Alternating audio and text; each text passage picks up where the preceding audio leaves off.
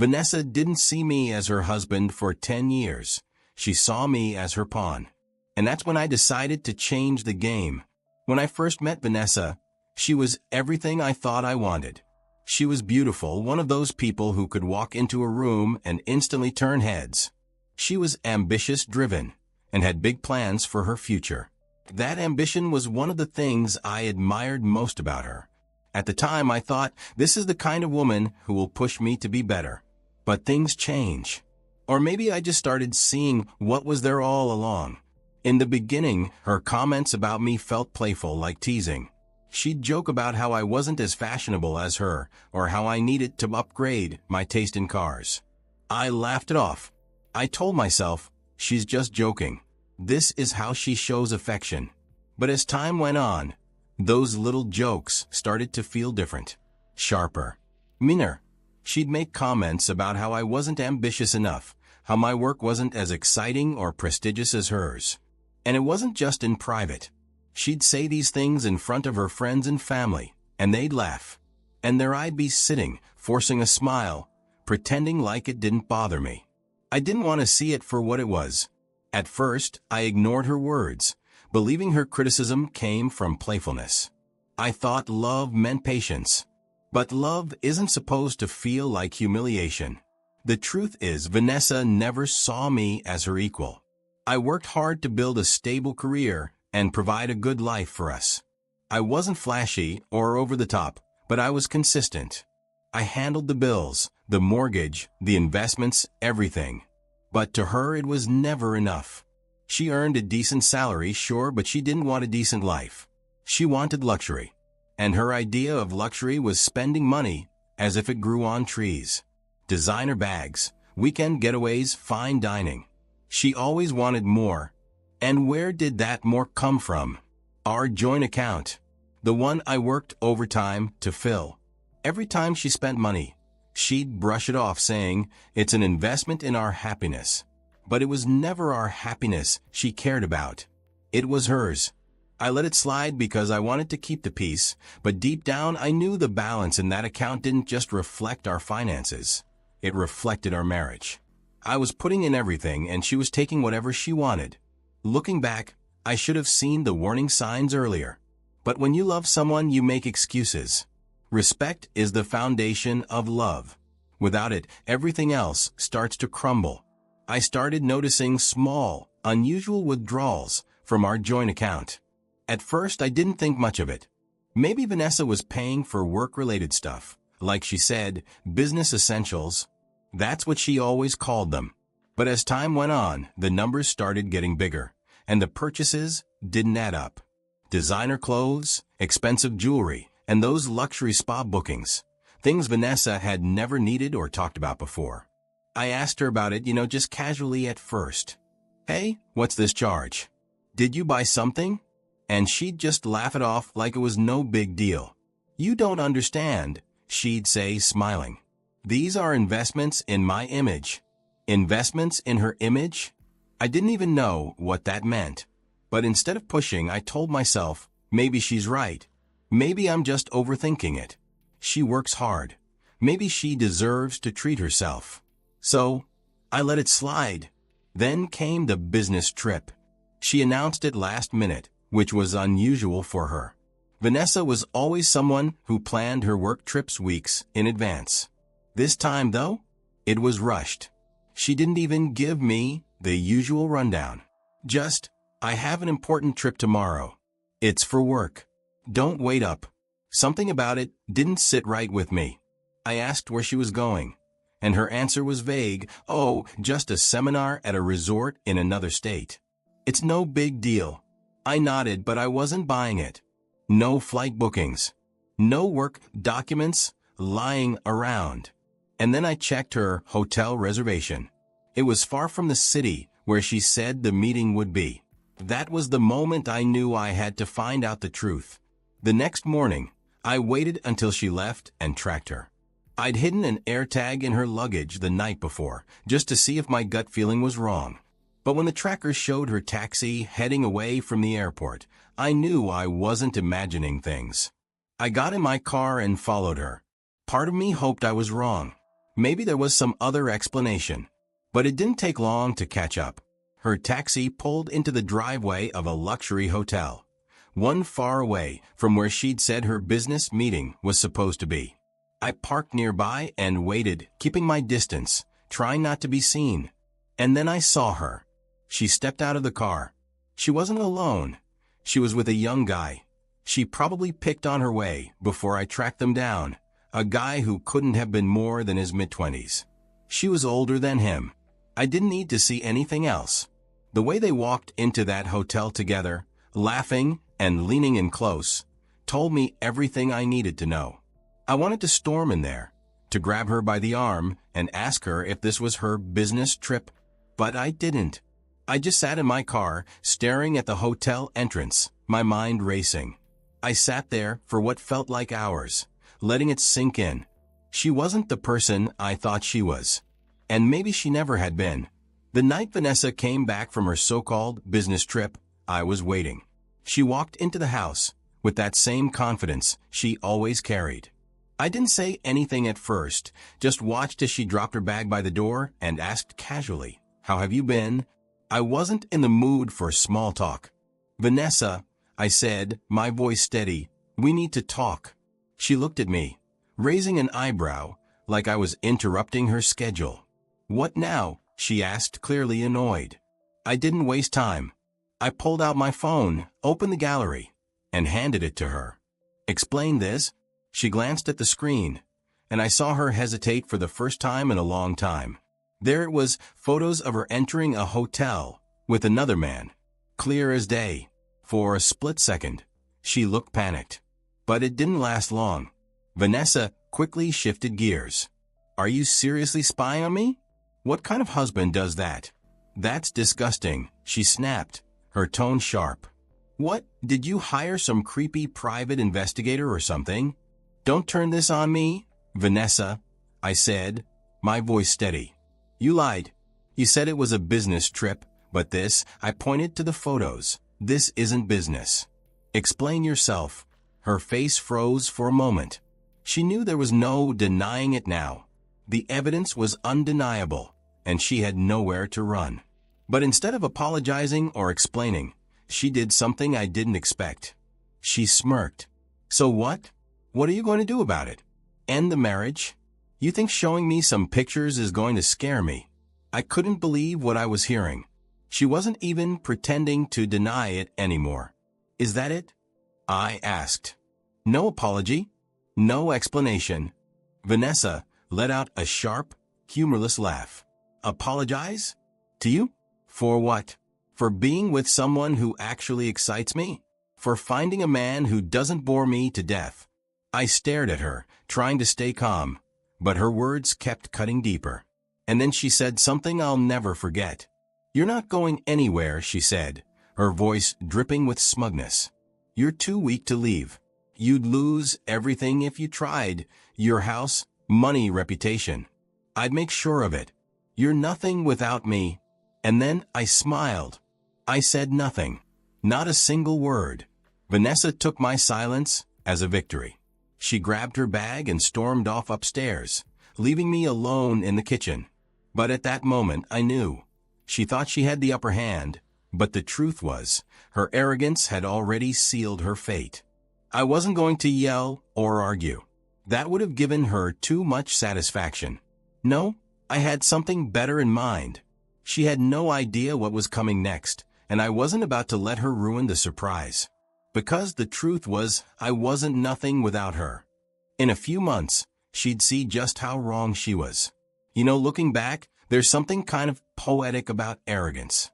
Vanessa's arrogance, to be precise.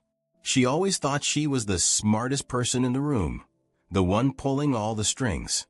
But it was that same arrogance that would be her downfall. I remember the night before our wedding like it was yesterday. Vanessa had been so preoccupied with the venue, the guest list, and making sure everything was picture perfect that she barely gave the paperwork any attention. I'd asked her to sign the prenuptial agreement as a formality. Back then I wasn't trying to protect myself from her. I was just being cautious, thinking it was the responsible thing to do. She signed it without reading a single word. I didn't push her to read it either. She just rolled her eyes and said, "Whatever. Let's get it over with. It's not like we'll ever need it." That stuck with me. She was so confident in herself, so sure I'd never have a reason to invoke it. But that arrogance, that blind confidence, was about to cost her everything. The agreement was simple and crystal clear.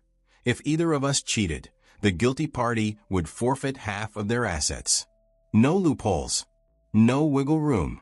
It was all there in black and white. I wonder now if she even realized she was signing a prenup that night, or if she just assumed it was another boring document for me to handle. Over the next few months, after I caught her cheating, I started planning my exit. Quietly, methodically. The first thing I did was move money out of our joint accounts. I didn't do it all at once. That would have been too obvious. Instead, I made small transfers over time into personal accounts she couldn't access. Then I contacted a lawyer. I explained everything: her infidelity, the prenup, and the evidence I'd collected. The lawyer assured me that the agreement was ironclad, especially with the proof I had. Photos, timestamps, bank records showing her hotel charges, it was all there. My lawyer and I went over every detail to make sure there were no surprises. She had no idea what was coming. Honestly, the more she talked down to me, the more determined I became. Every insult, every condescending behavior, it only fueled my resolve. She thought she had me under her thumb, that I'd just accept her infidelity and keep funding her lifestyle. But she was wrong. In a way, it felt like fate.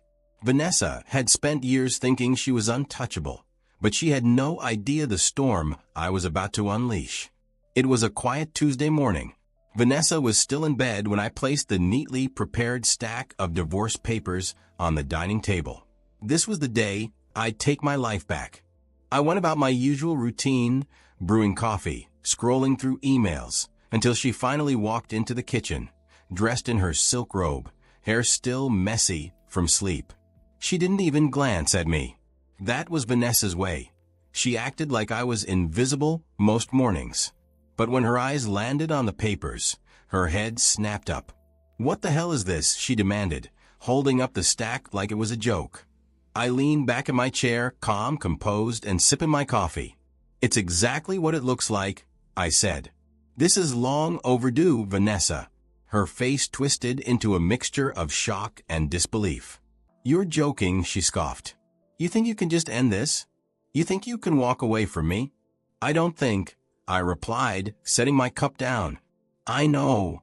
Vanessa slammed the papers down on the table and launched into a tirade, her voice rising with every sentence.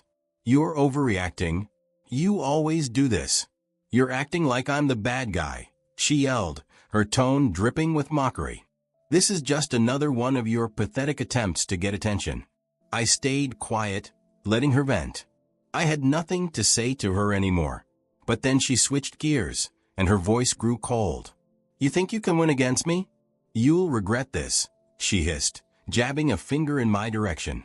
"I'll make sure you lose everything. Your money, your reputation, everything." That's when I stood up, calm but firm. "Vanessa, sit down," I said. My voice was steady, even as she glared at me like she wanted to tear me apart. I reached into my bag and pulled out a folder. "I think you've forgotten something." I opened the folder and slid a single document across the table: the prenup. Her confident smirk faltered the moment she saw it. Her eyes scanned the page, and for the first time, I saw fear flicker across her face. "What is this?" she whispered, her voice shaking. "It's the agreement you signed before we got married," I said, my tone matter-of-fact.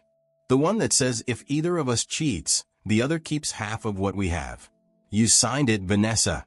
And I have the evidence to prove you didn't keep your end of the deal." Her confidence crumbled right in front of me. For once, she didn't have a witty comeback or a condescending remark. She was cornered, and we both knew it. Of course, Vanessa didn't go down without a fight. That wasn't her style. She dragged the divorce to court, claiming the prenup was fake and insisting she'd never seen it before. She tried everything: tears, charm, even outright lies. But the judge wasn't buying it. I came prepared. My lawyer presented everything. The signed prenup, the bank records showing her reckless spending, and even the photographs I'd taken that night at the hotel. It was all laid bare in front of the court, and no amount of theatrics could save her. When the ruling finally came down, it was clear I'd won. The prenup held up, and I retained the majority of our shared assets, my savings, my investments, and the business holdings she once tried to take credit for. The judge awarded her the house, but it wasn't the victory she thought it would be. The house still had a mortgage, one I'd stopped paying the moment I filed for divorce. With her limited income and poor financial management, it didn't take long for reality to catch up with her. Vanessa might have gotten the house, but she couldn't afford to keep it. It wasn't long before she started selling things to stay afloat. I heard through the grapevine that she even pawned her engagement ring. She called it downsizing, but everyone knew what was happening. Even with all that, it wasn't enough. I couldn't help but reflect on her words during our marriage, the ones that cut me the deepest. "You're nothing without me," she used to say. But now I was standing strong, and she was the one who couldn't stand on her own. Vanessa was always the center of attention, the life of every party. But when the money dried up, so did her social circle. Her friends, the ones she used to laugh with over champagne and spa days, stopped coming around. At first, I thought maybe they'd stuck by her out of loyalty. But I realized it was never loyalty. They were just enjoying the perks of being in her orbit. No money, no perks, no friends. Her family? Well, they tried it first. They offered to help her get back on her feet, but Vanessa's pride wouldn't let her take their advice. Instead, she lashed out, blaming everyone else for her problems. Eventually, they stopped answering her calls. And then there was her lover. He was flashy, good-looking, and always happy to enjoy the dinners and gifts she lavished on him. But the moment the money ran out, so did he. She couldn't fund his lifestyle anymore. Quote, "The woman who once mocked my hard work now couldn't afford the life she took for granted." It had been over a year since Vanessa and I went our separate ways. So, when my assistant told me Vanessa was waiting in the lobby of my office building, I was surprised but not shaken. I took my time finishing the email I was typing before letting her in. She walked into my office, looking like a shadow of the woman she once was. She sat down across from me and started talking, her voice shaky and low. "I was wrong," she said, her eyes darting around the room like she couldn't meet mine. "I didn't appreciate you. Please, let's start over." I stayed silent for a moment, letting her words hang in the air. She looked at me, searching for some sign of hope in my expression, but I didn't give her one. I had waited too long for an apology that felt genuine. And this wasn't about love or regret. It was about desperation. When I finally spoke, my voice was calm and measured. "You were wrong, Vanessa. But here's the thing, I don't need you anymore.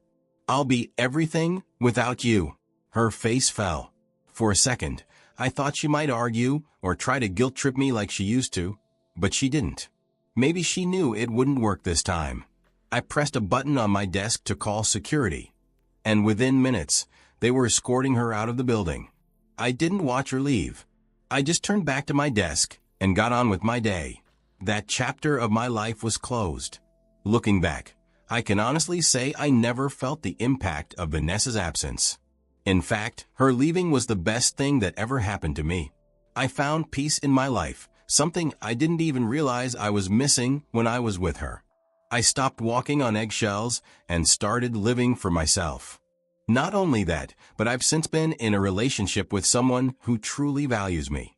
She doesn't belittle me or make me feel small. She respects me for who I am, and that's something I'll never take for granted again. Vanessa thought I needed her to succeed, but she was wrong. I didn't need her. I only needed to believe in myself. If there's one thing I've learned from this experience, it's this.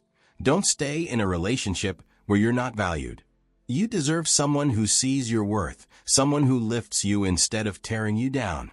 It's never easy to walk away, but sometimes it's the only way to find peace and happiness.